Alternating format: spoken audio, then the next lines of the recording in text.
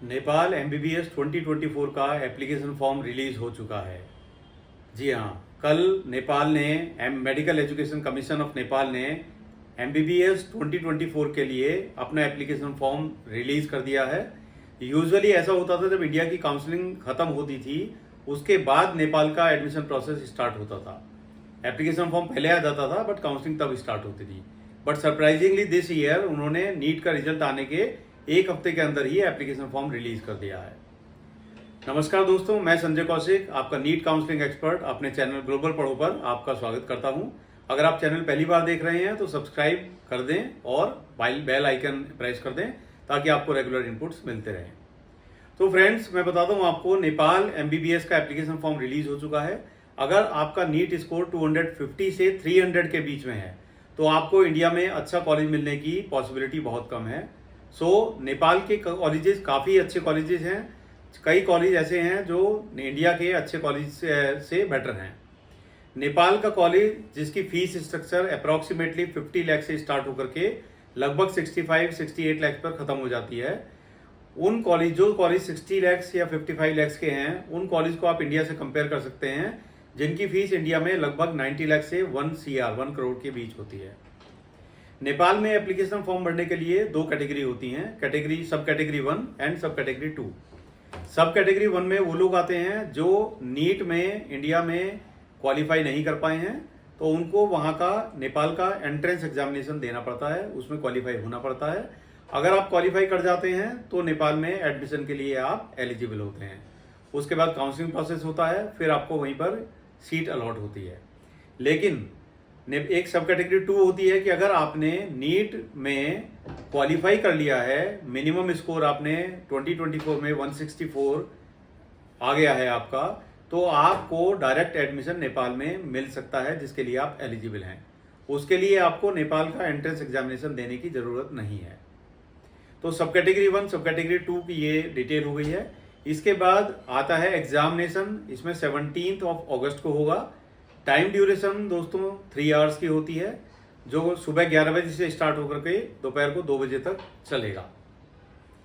अब total 200 marks का examination होता है। सही क्वेश्चन के लिए, सही आंसर के लिए आपका 1 मार्क मिलेगा। अगर आप गलत आंसर देते हैं तो 0.25 मार्क्स आपके नेगेटिव मार्किंग हो जाएगी। अब ये कैसे आपको वहाँ पर एडमिशन मिलेगा? नेपाल में एडमिशन प्रोसेस के लिए आपको सबसे पहले रजिस्ट्रेशन एमईसी के पोर्टल पे जाकर रजिस्ट्रेशन कराना पड़ेगा, चाहे आप सब कैटेगरी 1 में हो चाहे सब कैटेगरी 2 में हो। मीन्स चाहे आप एंट्रेंस एग्जाम देना चाहते हैं नेपाल का, या आप नीट में क्वालिफाई होने के बाद आप डायरेक्ट एडमिशन चाहते हैं। दोनों ही कैटेगरी में जाने से आपको एमईसी में रजिस्ट्रेशन जरूर कराना पड़ेगा। विदाउट रजिस्ट्रेशन आप एडमिशन के लिए एलिजिबल नहीं होंगे। कोई भी ऐसी सूरत नहीं है, कोई भी ऐसी पॉसिबिलिटी नहीं होगी कि एंट्रेंस एग्जाम में के लिए रजिस्ट्रेशन कराए बिना, एमईसी पे रजिस्ट्रेशन कराए बिना आप एडमिशन ले पाए। तो दोस्तों, नेपाल में काफ़ी कॉलेजेस हैं जो स्टार्ट होते हैं लगभग 51 लाख रुपीज से, complete package including hostel and mess, and goes up to approximately 65 to 68 lakh rupees including mess and hostel. Total Nepal में टोटल 540 सीट्स अप्रॉक्सीमेटली हैं एमबीबीएस के लिए, जिसमें से यूजुअली 350 से 400 सीट्स तक हर साल भर जाती थी। लेकिन लास्ट ईयर थोड़ा सा ये हुआ कि इंडिया में एडमिशन सीट्स कम होने की वजह से नेपाल में रश बढ़ गया था और अप्रॉक्सीमेटली मोर देन 70 स्टूडेंट्स ने 540 सीट्स के लिए रजिस्ट्रेशन करवाया था। तो दोस्तों, इस साल भी ऐसा ही कुछ होने वाला है। तो आपके मार्क्स अगर लो स्कोर हैं, आपको लगता है इंडिया में आपको एडमिशन नहीं मिलेगा, तो आपको नेपाल के लिए तुरंत रजिस्ट्रेशन करा लेना चाहिए। सब कैटेगरी 1 यानी कि जो एग्जाम देने वाले हैं उनके लिए कल से 12 जून से स्टार्ट होगा रजिस्ट्रेशन, और ये 2 जुलाई तक खत्म होगा, जिसमें आपको सिंगल एंट्री फीस यानी कि मीन्स INR 5,000 रुपीज पे करना होगा। आप अगर INR 5,000 के बाद पे करना चाहते हैं तो आप INR 10,000 पे करके 9 जुलाई तक रजिस्ट्रेशन एमईसी की साइट पे जाके करा सकते हैं। बट मैं आप लोगों को एडवाइस यही करूंगा कि आप लोग लास्ट डेट का वेट ना करें, पहले से ही रजिस्ट्रेशन करवाएं, क्योंकि लास्ट ईयर भी ऐसा हुआ था कि बहुत से लोगों का साइट का हैंग होने की वजह से वो नहीं हो पाया था रजिस्ट्रेशन, इसलिए बाद में काफ़ी लोग पछता रहे थे कि रजिस्ट्रेशन ना होने की वजह से वो एलिजिबल नहीं हो पाए एडमिशन के लिए।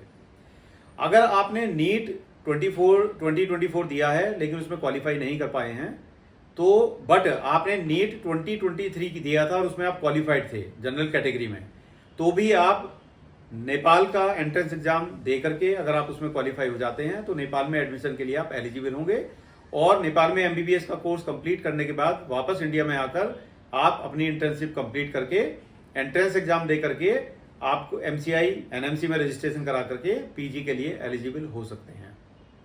बट अगर आप 2024 में क्वालिफाइड हैं जनरल कैटेगरी में, मींस आपके मिनिमम 164 मार्क्स हैं, तो आप नेपाल में इस साल डायरेक्ट एडमिशन के लिए एलिजिबल हैं। फ्रेंड्स, नेपाल में किसी तरह का कोई रिजर्वेशन इंडिया की तरह से नहीं है।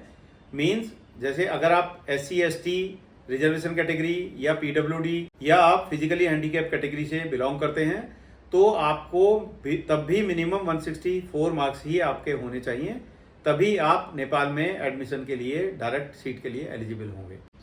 सो फ्रेंड्स, अगर आपके नीट 2024 में 164 मार्क्स आए हैं तो नेपाल के लिए एडमिशन के लिए आप सब कैटेगरी 2 में फॉल करते हैं।